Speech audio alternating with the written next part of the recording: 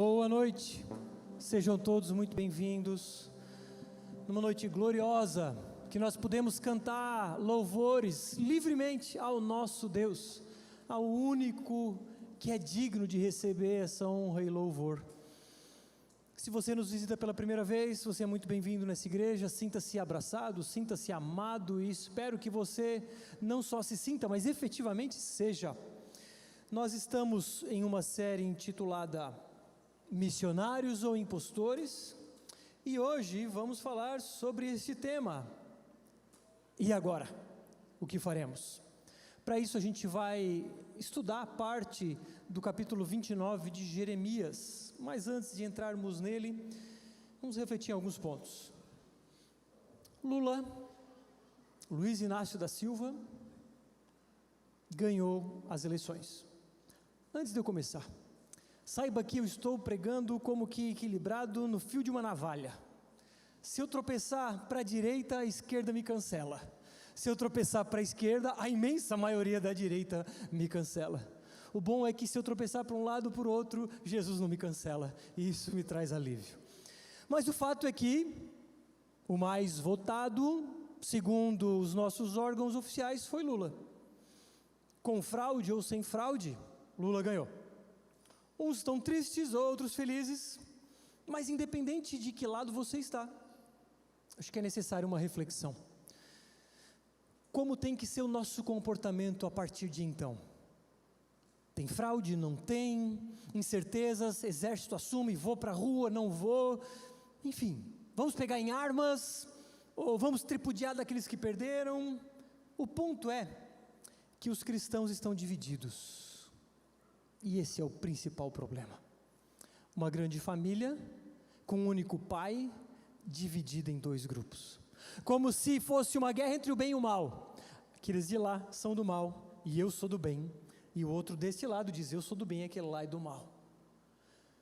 Interessante, aliás, triste eu diria, assisti a um vídeo ontem de um pastor de uma determinada igreja do país, dizendo que aqueles que votaram na esquerda são inimigos da igreja, que aqueles que votaram em Lula são inimigos de Deus.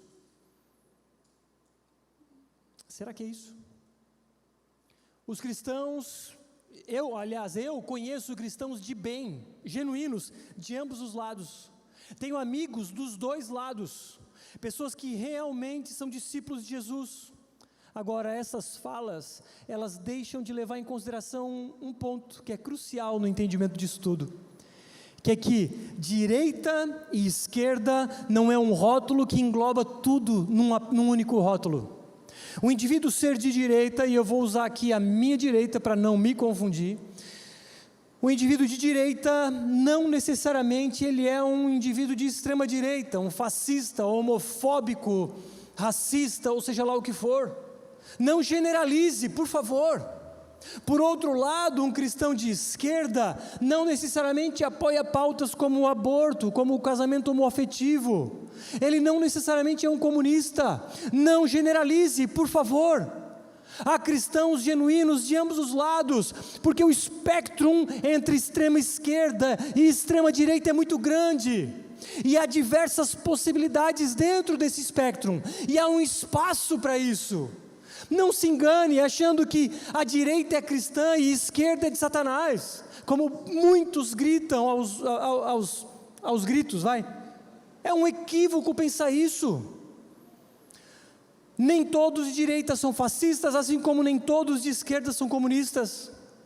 Agora eu te lembro de uma figura chamada Jesus, quando foi levantar a sua equipe, o seu time, e ele levantou... Eu vou colocar aqui de forma ilustrativa, mas não é o ponto, não era um de esquerda e direita, mas como se fosse. Ele levantou Simão, o zelote, e se levantou Mateus, o cobrador de impostos. Os zelotes eram um grupo, uma seita dentro do judaísmo, que se rebelou contra o pagamento de tributos ao imperador César. Eles entendiam que era pecado entregar dinheiro por meio de impostos ao imperador. E eles então se rebelaram contra. E Simão era um zelote, ele era desse grupo. Mateus era um cobrador de impostos. Há pouco tempo antes, provavelmente ambos eram inimigos, ou participavam de grupos que eram inimigos. E Jesus chama dos dois lados para compor um único time. E eles deveriam estar unidos agora, não porque um queria cobrar impostos e o outro queria se rebelar contra, mas unidos em torno do Evangelho, em torno de Cristo.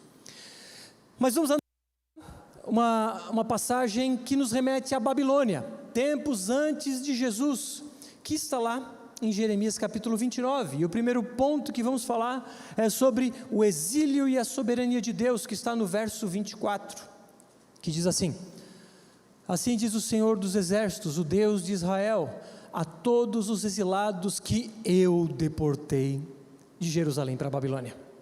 Era uma carta escrita por Jeremias, inspirada por Deus para o povo que era de Jerusalém, mas estava deportado na Babilônia.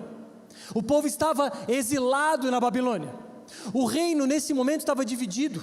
O reino do norte, ou o reino de Israel, já havia sido dizimado pela Assíria.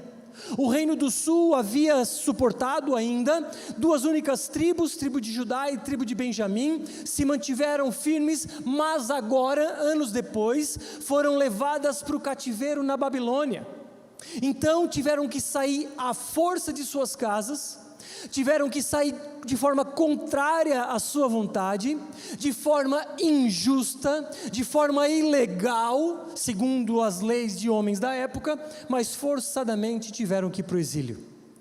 Agora, apesar de terem sido levados pelos babilônios, o que o texto que está na tela nos diz é que todos os exilados que eu deportei, e essa era a palavra do Senhor. Isso significa que Deus havia levado este povo, o seu povo, para o exílio. O capítulo 27 nos diz: eu fiz a terra, os seres humanos e os animais que estão sobre a face da terra, com o meu grande poder e com o meu braço estendido, eu a dou a quem eu quiser. Agora eu entreguei todas essas terras nas mãos de Nabucodonosor, rei da Babilônia, meu servo. Até os animais selvagens eu entreguei a ele, para que os sirvam. Todas as nações servirão a ele e a seu filho e ao filho de seu filho, até que também chegue a vez de toda a sua terra, quando muitas nações e grandes reis o fizerem seu escravo. Deus, de forma soberana, havia conduzido o seu povo para o exílio. Deus estava mostrando que Ele é quem comandava cada detalhe, chamando de Nabucodonosor, o rei da Babilônia, de meu servo, e Ele faz o que eu quero. Aqui nada mais é do que uma forma de disciplina da parte de Deus para com o seu povo, um povo apático, um povo idólatra, um povo desobediente. Deus estava chacoalhando o seu povo por conta da sua apatia, idolatria e desobediência. A pergunta que me vem à mente, e eu não tenho a resposta, é: será que estamos vivendo uma disciplina da parte de Deus? Talvez sim. Talvez o caos que estamos vivendo é um chacoalhar de Deus em sua igreja, para a igreja acordar. A igreja está apática, a igreja brasileira está apática, idólatra e desobediente. Agora, o fato era da vontade decretiva de Deus que Lula ganhasse nas eleições. Se ele vai assumir ou não, não sabemos. Com fraude ou não, não sabemos o que vai acontecer. Mas o fato é de que com fraude ou sem fraude era da vontade de Deus. E você precisa entender isso. Que em sua soberania, Deus não só permitiu, porque Deus não é um Deus que simplesmente permite, mas é um Deus que decreta. E em seu decreto, a somatória dos votos, com ou sem fraude, era da vontade de Deus. Porque se você disser, não era da vontade de Deus que Lula ganhasse nas eleições, você vai precisar dizer que ou Deus perdeu o controle, e ele diz: puxa vida, meu povo não orou o suficiente, não consigo mais fazer. Aí o fulano não foi votar, e eu estava contando com o voto dele. Que heresia sem tamanho, irmãos, achar que Deus perdeu o controle. Ou, tão ruim quanto, é dizer, não, Deus não interfere no livre-arbítrio. Deus dá a liberdade para o povo, Ele está lá no céu só torcendo, ou orando, algo do tipo, Deus, para quem Ele vai orar? Para quem Ele vai pedir? Imagina Deus sem interferir na vida humana, mas não é o que a palavra me garante. A palavra diz que Deus endurece o coração do faraó, a palavra diz que Deus usa Nabucodonosor como seu servo, para tirar o povo e levar para o exílio, e tantos outros exemplos de que me mostram que Deus não só interfere, mas comanda toda a sua criação com a palavra poderosa, é o que o autor de Hebreus nos diz. Então sim, em sua soberania Deus conduziu a situação para que Lula fosse eleito. E se Lula assumir, também é da vontade de Deus. Agora, isso não significa que, decretada ou sendo muito evidente uma adulteração na votação, levante sua voz, levantemos as nossas vozes, não é problema algum buscarmos por justiça, levantarmos a nossa voz clamando o que é certo. Não há problema algum nisso, mas não esqueça, descanse em Deus, confie de que sim, Ele está no controle, e se Lula assumir, pode ser que seja para nos abençoar, pode ser que seja para nos disciplinar. Eu não tenho a resposta, Deus o tem, mas se Ele quer usar um instrumento, Lula, para abençoar a nação, que assim seja, mas se Ele quiser usar Lula como instrumento de disciplina, que assim seja. O cativeiro era injusto, o cativeiro era imoral, o cativeiro era terrível, eles tinham que sair de suas casas, viver de certa forma num tipo de escravidão, ainda que tivesse certa liberdade, tinham que se submeter às leis de Nabucodonosor, tinham que até ir para a guerra, lutar a favor dos babilônios, tinham que obedecer, tinham que jogar as regras do jogo, eles não tinham o que fazer, e Deus diz, fica na tua, porque não vai ficar pouco tempo aí não, são 70 anos, e eu vou usar disso para te disciplinar, e a disciplina nada mais é do que uma ferramenta de amor de Deus para com o seu povo, e eu creio que sim, Deus disciplina a sua igreja, muitas vezes. Agora eu não sei se Lula é um instrumento de disciplina para a igreja, eu não sei, mas o fato é que uma igreja que diz que é cristã, mas não vive conforme Cristo viveu, uma igreja carregada de emocionalismo vazio, de palavras ao vento que não se traduzem em vida prática, sem frutos, é uma igreja que precisa de disciplina, e eu me incluo nisso, não estou falando de vocês, eu estou falando de nós. Agora, frente às injustiças, como eu disse, se a fraude for comprovada, vamos lutar, não é problema nenhum protestar, vá para frente do quartel, vá para a BR-101, mas, detalhe, esses protestos não podem impedir a liberdade de ir e vir, porque é incoerente prezar e lutar e gritar por liberdade, impedindo o ir e vir de quem quer que seja. Proteste, grite, mas não interfira na liberdade do povo, porque todos têm direito de ir e vir, mas principalmente, confie que Deus está cuidando de cada detalhe, ainda que em sua soberania, nós caminhamos juntos dentro da nossa responsabilidade humana, e essas duas coisas se entrelaçam. Lute, mas lembre-se de que também existem outras armas. Uma arma são as nossas postagens, à direita ou à esquerda. Outra arma são os nossos gritos de ordem, à direita ou à esquerda. Mas as armas que o cidadão do reino de Deus pode e deve usar, além dessas, é a oração, é o evangelismo, é o discipulado. São ferramentas que têm efeito a longo prazo. O problema é que nós não queremos esperar. Talvez agora para vocês faça sentido aquilo que eu tenho repetido de domingo após domingo, que é: façam discípulos, façam discípulos. Como eu disse de manhã, parece um disco furado, e o povo já não aguenta mais o Bruno falar sobre fazer discípulos. Agora imagine, se a igreja brasileira estivesse fazendo discípulos ao longo dos últimos 50 ou 100 anos, discípulos de Jesus de verdade, como estaria a nossa nação? O problema é que nós queremos resultado rápido. Ainda que possamos usar de ferramentas que tragam resultado rápido, não podemos negligenciar as outras ferramentas, porque numa guerra existe o fronte de batalha, faca na caveira, existe o atirador de elite, existe o cara que vai em tanque de guerra, existe o engenheiro de guerra, o estrategista, existe o enfermeiro, o médico, existe uma série de funções. E no reino de Deus, sim, temos diversas funções. De novo, você pode gritar, postar e etc. Mas não esqueça que os representantes do reino de Deus têm as armas espirituais, como Paulo diz aos Coríntios. As minhas armas não são carnais, mas são armas espirituais, porque eu sou cidadão de um reino espiritual. Porque a bem da verdade é que o problema não é a imoralidade em si. O problema não é a corrupção em si. Tudo isso é problema, claro, mas o cerne da questão é o pecado. E pecado não se trata com falas, com manifestações. Pecado se trata com o evangelho. Amém? Boa parte aqui tem filhos e se apavora quando o filho fica com febre. Pelo menos lá em casa é assim.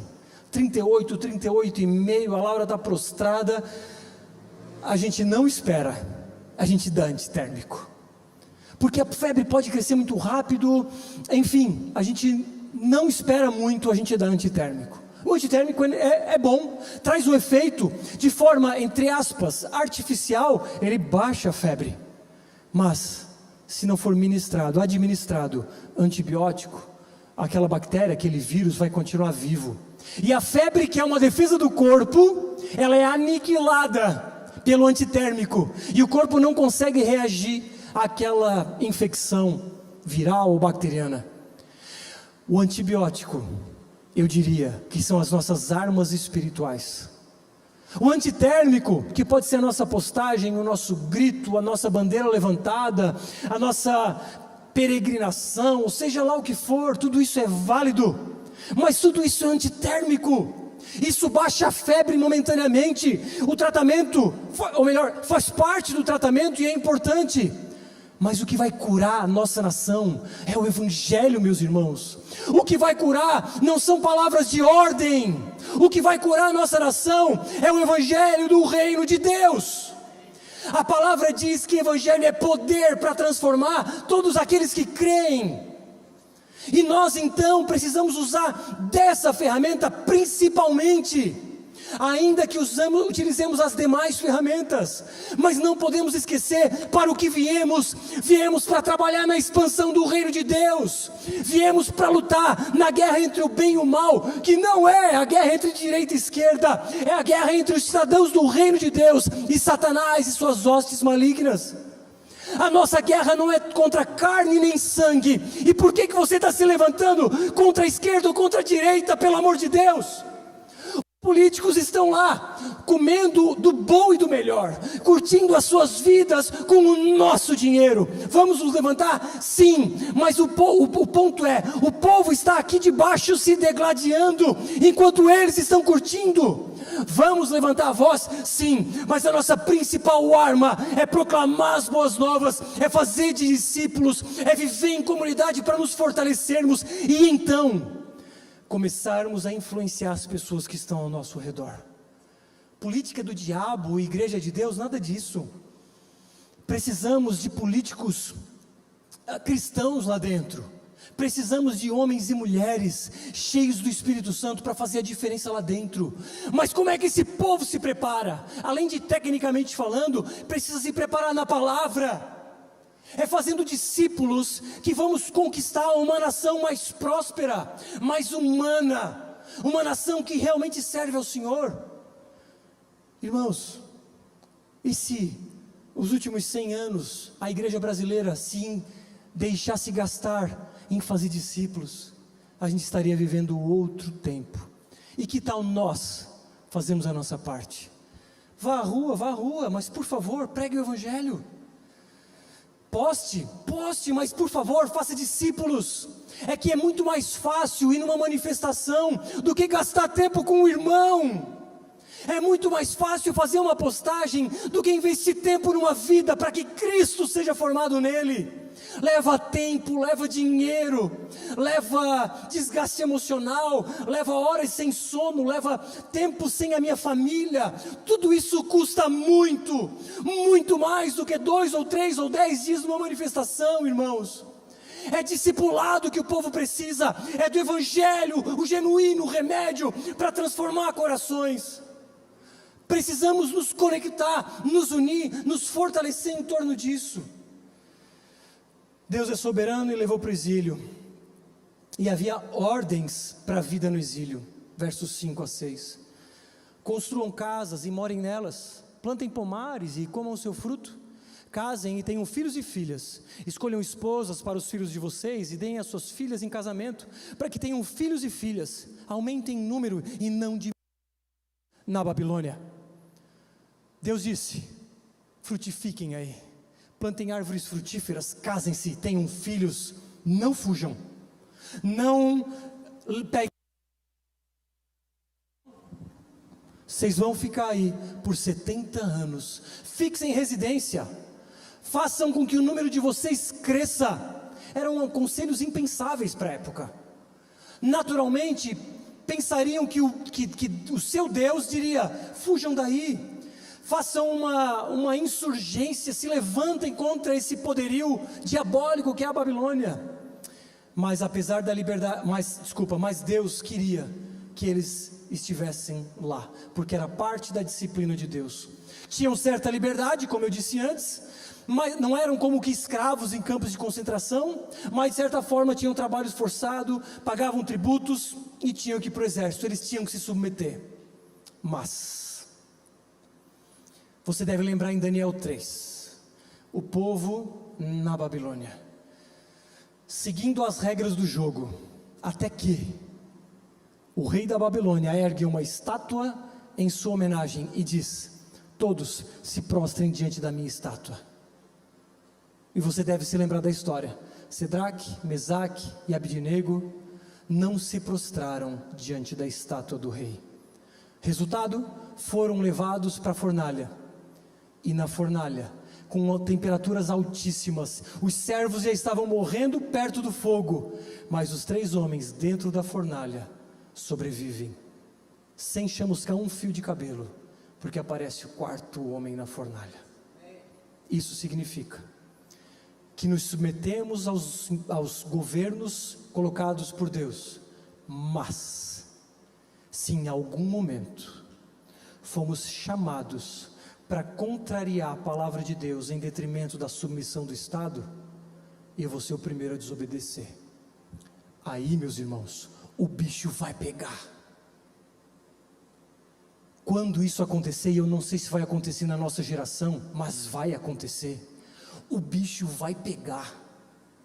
Aí é que a gente separa homens de meninos, como diz por aí. Aí é que se separa as ovelhas dos bodes. Quando tiver uma faca no meu pescoço, me perguntando se eu me prostro diante de outro Deus ou do meu Deus, eu vou dizer: o nome do meu Senhor Jesus eu não nego. Mas enquanto isso não acontece, eu posso gritar, eu posso levantar bandeira, eu posso fazer postagens. Falei para minha esposa hoje: amor, se o cerco fechar, eu vou ser o primeiro a ir para a rua. Se o cerco apertar e começar a, de fato, impedir culto cristão, obrigar banheiros unissex na escola, obrigar, e etc., ou obrigar pastor casal homossexual, eu sou o primeiro. Aí, irmãos, eu creio que os pastores que hoje são chamados de isentos vão ser os primeiros a entregarem seus corpos para serem queimados, por amor. Eu vejo grandes homens, e eu posso citar aqui alguns deles, desde Augusto Nicodemos, Luiz Saião e tantos outros pastores reformados que são nossas referências. Eles não se prostram a nomes humanos, eles não apoiam um candidato A ou B, eles se prostram ao reino de Deus. Paulo diz aos romanos que todos estejam sujeitos às autoridades superiores, porque não há autoridade que não proceda de Deus, e as autoridades que existem foram por Ele instituídas. Toda autoridade foi colocada por Deus, ainda que seja para disciplina. Assim, aquele que se opõe à autoridade resiste à ordenação de Deus, e os que resistem trarão sobre si mesmos condenação. Vou repetir. Se não há obrigatoriedade em infringirmos a lei de Deus, gostando ou não, a gente precisa se submeter, protestando ou não. E olha só, quando eu protesto, não é uma insubmissão, protesto é válido, está tudo certo, fique em paz, está tudo bem protestar, mas respeite quem não vai para a rua, respeite quem está gastando a sua vida fazendo discípulos para Jesus, respeite a opinião destes. Vá para a rua, grite. Isso não é insubordinação ao Estado, isso é ficar indignado com possíveis problemas. Está tudo certo, grite, levante sua voz, mas não se esqueça, as leis que não infringem a lei de Deus precisam ser cumpridas. Portanto, se Lula assumir, proteste e submeta-se. Se o exército assumir, proteste, mas submeta-se. Corrupção, proteste. Impostos, proteste, mas pague. Jesus viveu um tempo em que a opressão era infinitamente pior do que a gente vive hoje, e ele se submeteu ao Estado.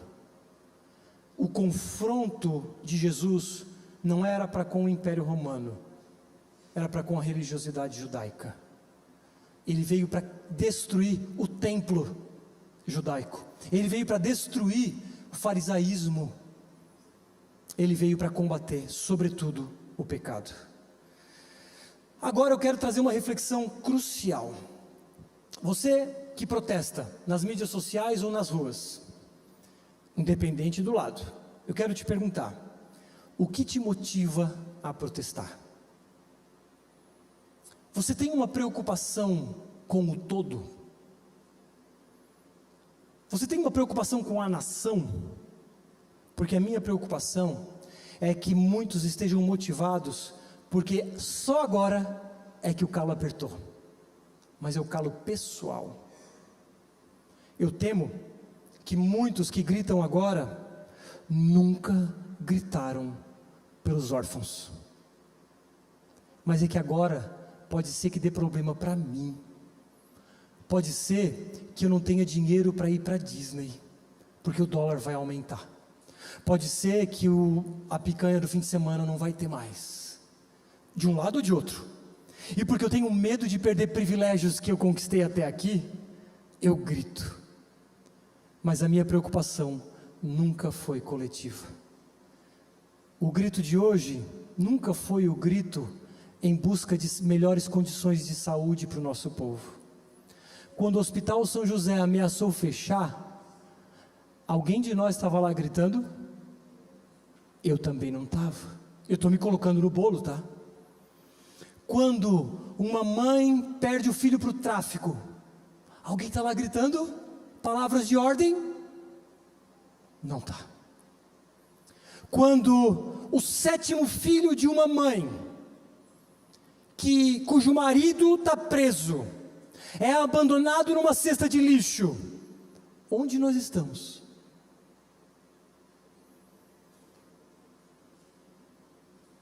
Quando uma viúva sem familiar, cadeirante, tendo sofrido um acidente vascular cerebral, com uma mísera aposentadoria, que mal dá para o seu aluguel e remédios, onde estão as vozes? Onde estão as bandeiras em prol dessa viúva? Onde estão as pessoas que estão entregando os seus sábados, domingos, segundas, ou seja lá o que for, para servir aqueles que Jesus diz para servir? Onde nós estamos, igreja? Onde nós estamos gritando, ao invés de irmos para frente da prefeitura, pedir para ter mais atenção aos órfãos, que não têm pai nem mãe, que ficam em instituições de cuidado até os seus 17, 18 anos, sem ninguém que olhe por eles, sem uma família para dar um afeto a eles. Onde está a nossa voz para defender esse povo? Mas a nossa voz grita para defender quando o calo aperta, quando a pedra está no meu sapato, porque se a pedra está no sapato do Graycon, o problema é dele. Eu vou comer a minha picanha, eu vou viajar para os Estados Unidos.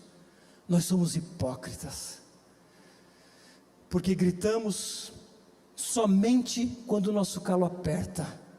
Isso nos prova, e eu não posso generalizar, porque eu não faço leitura de corações, mas eu temo que boa parte das manifestações ocorre porque estamos preocupados com a gente, mas não estamos preocupados com o todo. O verso 7 diz: procurem a paz da cidade para onde eu os deportei, e orem por ela ao Senhor, porque na sua paz vocês terão paz. A palavra paz aqui é a ideia de shalom, que é paz e prosperidade. E ele diz: procurem a paz da cidade, não a guerra. Meu povo, esteja unido. Meu povo, vocês são instrumentos de paz, onde eu mando vocês, não instrumentos de guerra.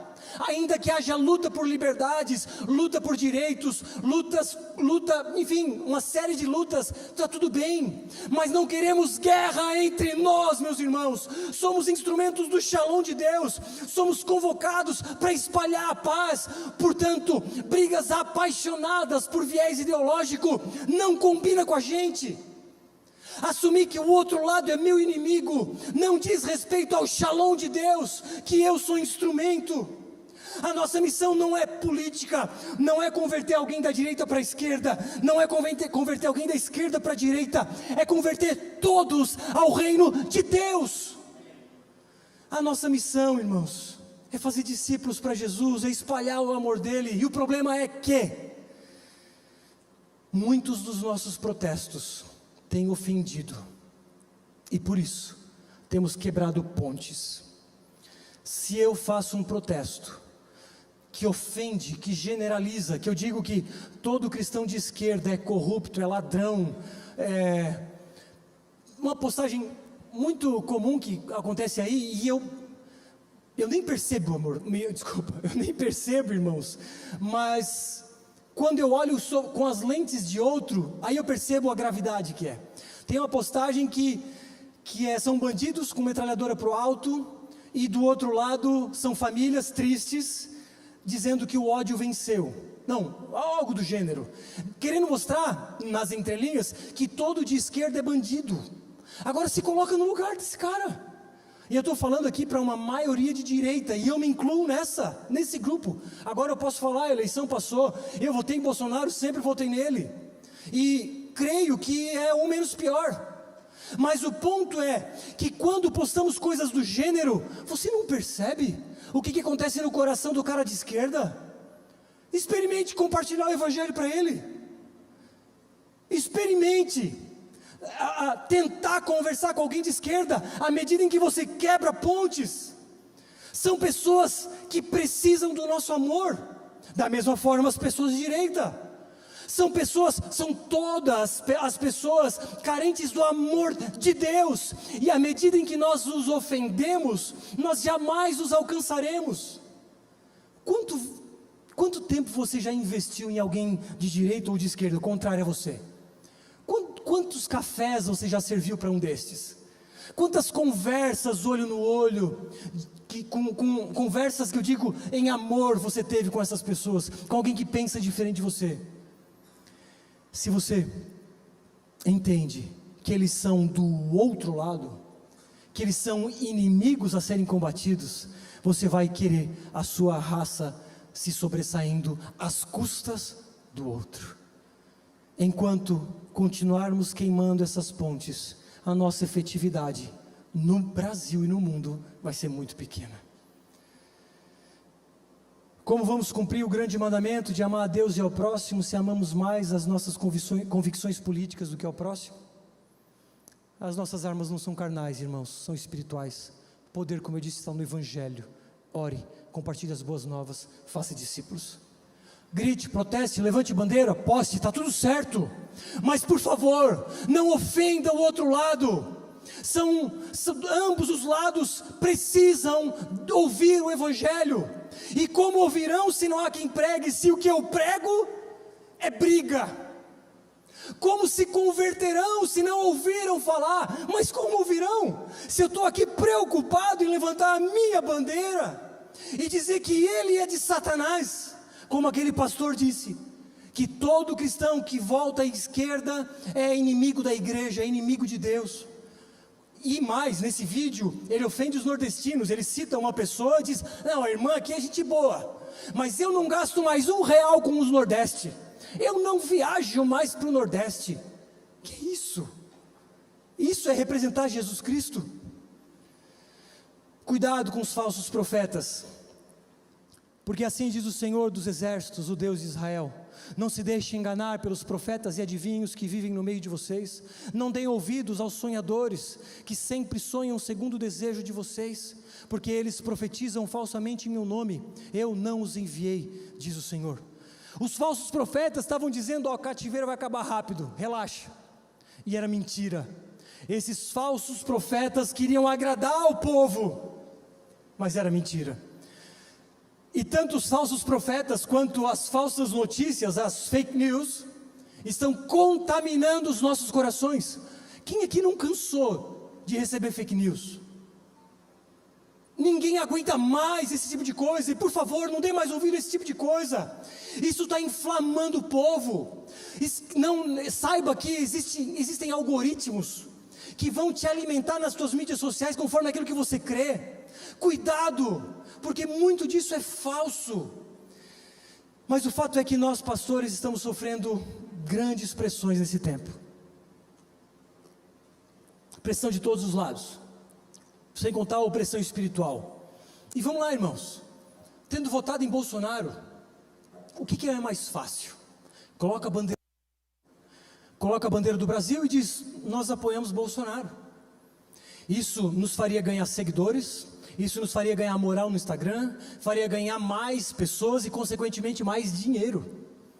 Mas nós não estamos com o foco em números, nós estamos com o foco em obedecer a palavra de Deus.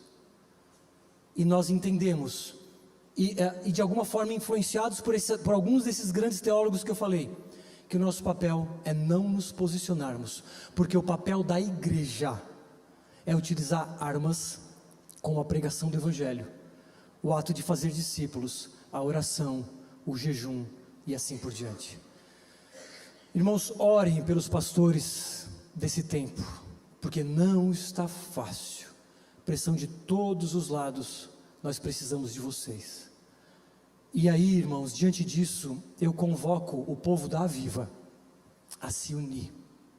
Hoje pela manhã, que eu sei, lá em Sara, tinham 4 cristãos de esquerda, cristãos que eu conheço, genuínos cristãos, eu acredito, e estavam lá no culto, na ceia e no pós-culto, abraçados, conversando, trocando ideia, em comunhão plena. Eu não sei quantos cristãos de esquerda aqui tem hoje, e certamente é a minoria, mas saibam, irmãos, que a nossa luta, você de esquerda, a nossa luta não é contra você. Simplesmente podemos ter um pensamento político, econômico diferente, e está tudo bem. Mas o que nos une é muito maior do que isso. O que nos une é Cristo e a sua palavra, o seu Evangelho. E a luta nossa não é ser de direita ou esquerda. A nossa luta é em espalhar o reino de Deus sobre a face da terra. E a ferramenta mais poderosa para isso é a pregação do Evangelho e o consequente ato de fazer discípulos para Jesus.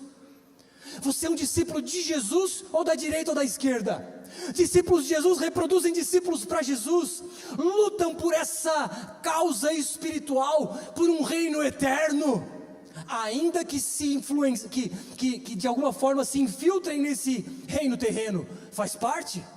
Seja político, você pode ser um candidato a vereador daqui a 2 anos, mas faça a diferença lá. Mas o ponto aqui que eu quero trazer é, por favor, vamos Jesus nos trouxe o ministério da reconciliação, primeiro com Deus, mas também uns com os outros.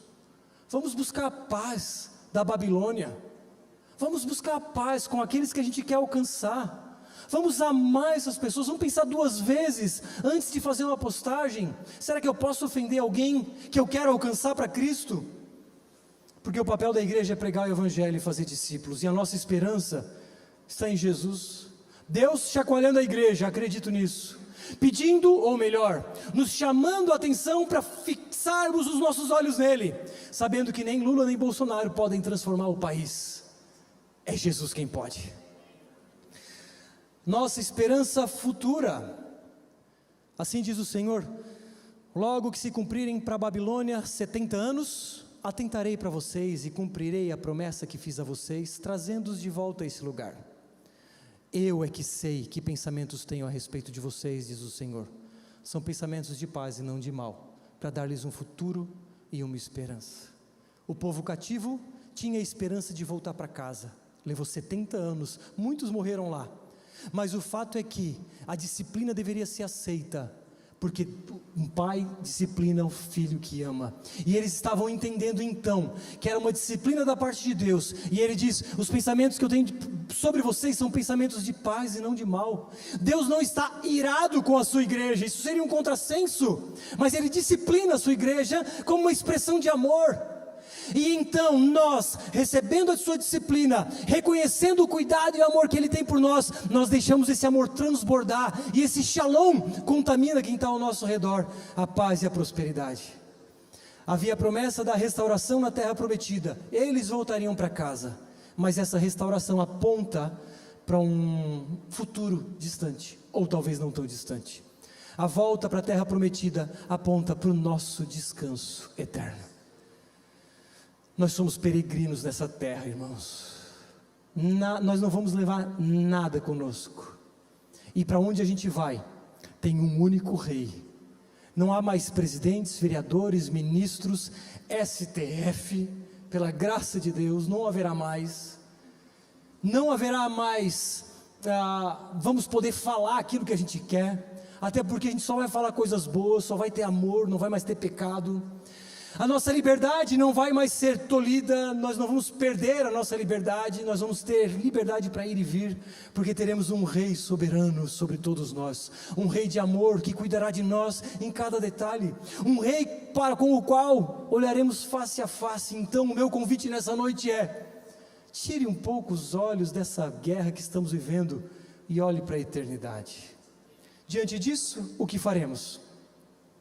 Então vocês me invocarão, se aproximarão de mim, em oração eu os ouvirei. Vocês me buscarão e me acharão quando me buscarem de todo o coração. O que estamos buscando de todo o coração, irmãos? Comprar a picanha com a cerveja no fim de semana? Fim de semana na praia? Ainda que tudo isso seja bom, a cerveja não é bom para alguns, mas qual é o nosso foco? Para onde o nosso coração aponta? Seja sincero, não estou aqui para julgar ninguém. Seja sincero, cada um consigo mesmo. Os teus gritos, as suas falas, suas postagens evidenciam o que no seu coração? Serei achado por vocês, diz o Senhor, quando me buscarem, e farei com que mude a sorte de vocês. Eu os congregarei de todas as nações, de todos os lugares para onde os dispersei, diz o Senhor, e trarei vocês de volta ao lugar de onde os mandei para o exílio. Irmãos, nós precisamos buscar Cristo. O convite que Ele nos faz é uma convocação ao arrependimento. A igreja apática, idólatra e desobediente, Deus está despertando a nossa atenção para Ele. Pensa, como está a sua relação com Jesus?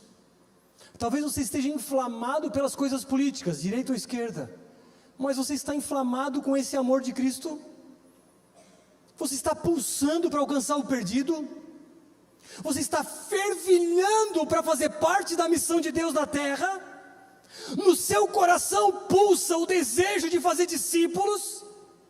Nas suas veias percorre o sangue que nos motiva a espalhar as boas novas pela terra?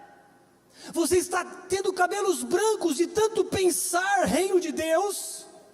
Você está perdendo cabelos em sua cabeça de tanto se deixar se gastar pelo Evangelho no trilho, no orfanato, no hospital, ou seja onde for? Se a resposta é sim, glória a Deus. Mas se a resposta é não, vamos suplicar a Deus por uma visitação especial da parte dEle. Nossos corações, é fato, estão muito voltados para os nossos desejos, nossas vontades. Gritamos quando o nosso calo aperta, mas devemos buscar isso aqui, nos prostrar diante de Deus. O povo está pedindo um presidente, enquanto deveria estar pedindo um salvador. Nosso problema não é político, econômico ou moral, nosso problema é espiritual. Mortos espirituais precisam ouvir o Evangelho para receber vida. Cristãos apáticos precisam ouvir o Evangelho para de novo ter o fervor em seus corações. Precisamos do Espírito Santo, irmãos. Precisamos rogar por um avivamento na nossa nação. Concluo dizendo que vivemos tempos difíceis e você sabe. Pode ser uma disciplina da parte de Deus. Se assim for, agradeça. Proteste, é sério. Levante bandeira, levante sua voz, poste, lute pelas nossas liberdades, lute pela justiça. Isso é digno, é correto, desde que não seja contra a palavra de Deus, desde que não impeça o ir e vir das pessoas ou algo do gênero. Mas enquanto há protestos pacíficos, direita ou esquerda, faça, não há problema nenhum. Cuidado com as fake news, por favor, averigue. Mas 2 principais convites: olhe para a eternidade, tire os olhos agora, olhe para o futuro por vir, quando aqueles que se renderem a Cristo viverão com Ele na eternidade. Mas para que isso aconteça, você precisa se arrepender dos seus pecados, você precisa se converter dos seus caminhos maus. Nós somos representantes de Jesus, e os representantes de Jesus são parecidos com Ele, e fazem pessoas parecidas com Ele. Alguns conselhos finais: arrependa-se dos pecados e entregue-se a Jesus. Está apático? Está frio? Se submeta aos meios de graça, esteja no cultos, pequenos grupos, ou reunião de oração, e etc. Reduza as notícias ruins e aumente as boas novas. E por fim, espalhe o Evangelho e faça discípulos. A gente vai ter